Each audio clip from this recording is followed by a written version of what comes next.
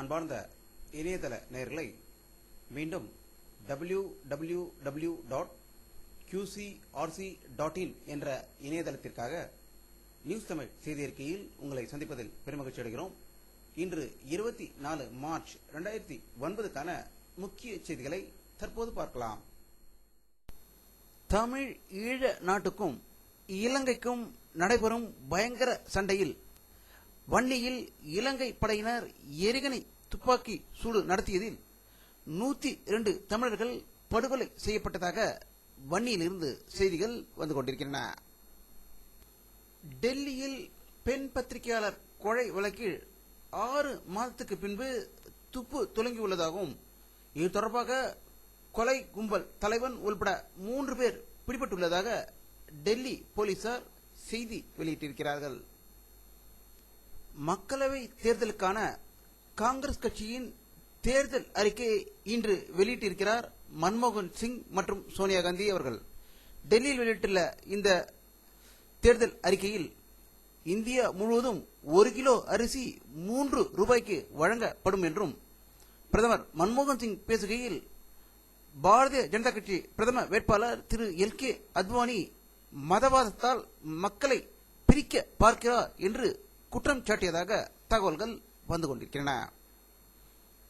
இந்தியாவில் இதுவரை இருந்த பிரதமர்களிலேயே மன்மோகன் சிங் தான் மிகவும் பலவீனமான பிரதமர் என்றும் அவர் சோனியா காந்தியின் அடிமை போல் செயல்பட்டு கொண்டிருக்கிறார் என்றும் அதனால் அவர் ஒரு இயங்காத பிரதமர் என்று பாரதிய ஜனதா கட்சி தலைவரும் பிரதம வேட்பாளருமான திரு எல்.கே. அத்வானி அவர்கள் மதுரையில் பொதுக்கூட்டத்தில் பேசிய போது இந்த தகவலை வெளியிட்டிருப்பதாக தகவல்கள் வந்து கொண்டிருக்கின்றன.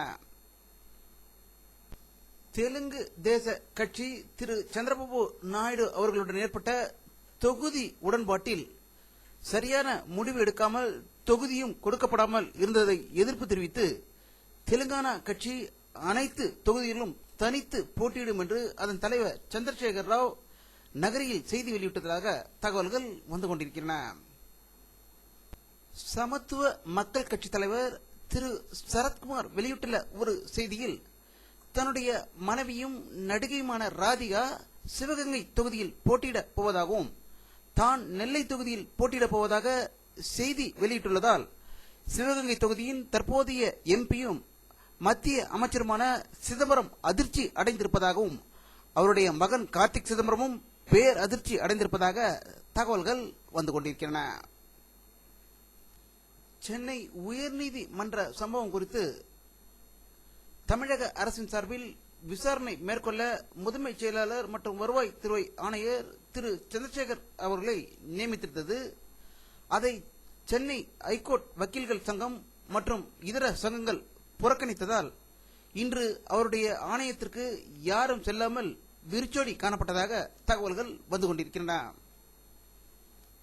தமிழ்நாடு மற்றும் புதுச்சேரியில் எஸ்எஸ்எல்சி தேர்வு நாளை தொடங்க இருக்கிறது. 8.42 லட்சம் பேர் தேர்வு எழுத இருப்பதாக தேர்வுத்துறை செய்தி வெளியிட்டிருக்கிறது. ரஷ்யாவின் நலன்கள் தொடர்ந்து புறக்கணிக்கப்பட்டால் ஐரோப்பிய யூனியன்களுடனான உறவுகளை மறு ஆய்வு செய்ய வேண்டி வரும் என்று ரஷ்ய பிரதமர் விளாடிமிர் புட்டின் எச்சரித்துள்ளதாக மாஸ்கோவில் இருந்து தகவல்கள் வந்து கொண்டிருக்கின்றன. சுவிட்சர்லாந்து நாட்டில் உள்ள தமிழர்கள் உலகை தங்களுடைய செய்தி சென்றடைய வேண்டும் என்பதற்காக இலங்கையில் இராணுவத்தினர் ஈழ தமிழ் நாட்டின் மீது நடத்தும் காட்டுமிராண்டியான தாக்குதலில் தமிழர்கள் கொல்லப்படுவதை தடுப்பதற்காக தங்களுடைய கார்களை கொடிகள் மற்றும் ஸ்டிக்கர்களை ஒட்டி ஸ்ரீலங்கா தீவிரவாத இலங்கை படைக்கு எதிர்ப்பு தெரிவித்ததாக சுவிட்சர்லாந்திலிருந்து செய்திகள் வந்து கொண்டிருக்கின்றன. லெபனானின் தென்பகுதியில் இடம்பெற்றுள்ள வீதியோர குண்டுவெடிப்பில் பாலஸ்தீன விடுதலை இயக்கத்தின் லெபனானில் உள்ள துணைத் தலைவரான கமால் மெட்கட் கொல்லப்பட்டுள்ளதாகவும் லெபனானில் பாலஸ்தீன விடுதலை இயக்க தலைவர் ஹபா ஷாக்கி அவர்களை இலக்கு வைத்து இந்த தாக்குதல் நடத்தப்பட்டதாகவும் அவர் உயிர் தப்பி விட்டதாக லெபனானில் இருந்து தகவல்கள் வந்து கொண்டிருக்கின்றன. தென்னாப்பிரிக்காவில் ஆன்மீக மாநாடு நடக்க உள்ள இடத்திற்கு தலாய் லாமாவை அனுமதிக்க மறுக்கும் தென்னாப்பிரிக்க நாட்டுக்கு எதிர்ப்பு தெரிவிக்கும் வகையில் நார்வே அமைதிக்குழுவும் தென்னாப்பிரிக்கா செல்ல இல்லை என்று நார்வேயிலிருந்து தகவல்கள் வந்து கொண்டிருக்கின்றன. இதற்கு முழு காரணமும் சீனா தான் என்று குற்றம் சாட்டியிருப்பதாகவும் தகவல்கள் வெளிவந்து கொண்டிருக்கின்றன.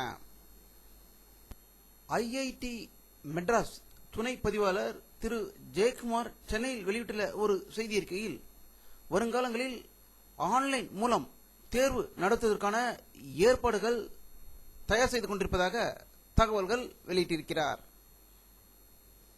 இன்டர்நேஷனல் ஏர் டிரான்ஸ்போர்ட் அசோசியேஷன் வெளியிட்டுள்ள ஒரு செய்தி அறிக்கையில் உலகளாவிய விமான பயணங்களின் பயணிகள் குறைந்து வருவதாகவும் சரக்கு விமானங்களில் சரக்கு ஏற்றுவதும் குறைந்து வருவதால் அனைத்து விமான அதிகாரிகளும் நஷ்டத்தில் இயங்குவதாக செய்தி வெளியிட்டிருப்பதாகவும் இது வருங்காலங்களில் 4.7 மில்லியன் அளவு நஷ்டத்தை சந்திக்க இருப்பதாக தகவல்கள் வெளிவந்து கொண்டிருக்கின்றன. லட்சத்தீவில் இந்திய ராணுவத்தினர் கடலுக்கடியில் சென்று பயிற்சி மேற்கொண்டதாகவும் பாராசூட்டுகளிலிருந்து கடல் மற்றும் நிலங்களை பார்வையிட்டு தங்களுடைய பயிற்சி மேற்கொண்டதாக லட்சத்தீவிலிருந்து தகவல்கள் வந்து கொண்டிருக்கின்றன. உலகம் முழுவதும் இன்று டியூபர் குளோசிஸ் என்று அழைக்கப்படும் டிபி தினம் கொண்டாடப்பட்டதாகவும் அதை பற்றியான விழிப்புணர்வை உலக மக்கள் அறிய வேண்டும் என்று பல இடங்களில் சுவரொட்டிகள், விளம்பரங்கள் மற்றும் மருத்துவர்கள் மூலம் பரிசோதனை நடந்ததாக தகவல்கள் வந்து கொண்டிருக்கின்றன. வானிலை அறிக்கை 24 மார்ச் 2009 பிற்பகல் 2:30 மணி எடுக்கப்பட்ட சேட்டலைட் புகைப்படத்தை தற்போது பார்த்துக் கொண்டிருக்கிறீர்கள். தமிழகத்தில் லேசான மேகமூட்டங்கள் இருப்பதை காணலாம்.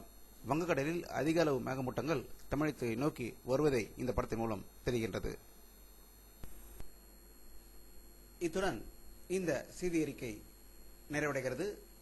மீண்டும் நியூஸ் தமிழ் செய்தி அறிக்கையில் உங்களை சந்திக்கும் வரை உங்களிடமிருந்து விடைபெறுவது உங்கள் கே பாலாஜி. நன்றி.